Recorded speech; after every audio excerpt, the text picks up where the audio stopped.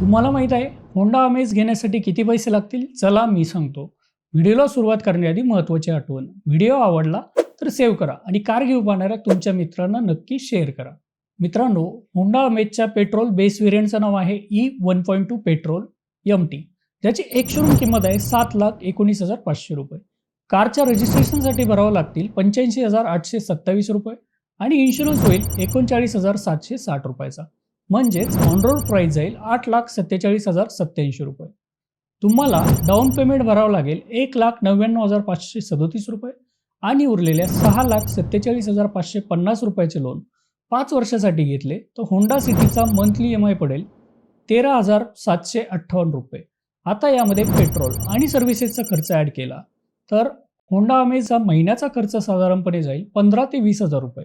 कमेंटमध्ये मला सांगा पुढच्या व्हिडिओमध्ये तुम्हाला कोणत्या कारचं मंथली बजेट जाणून घ्यायचं आहे.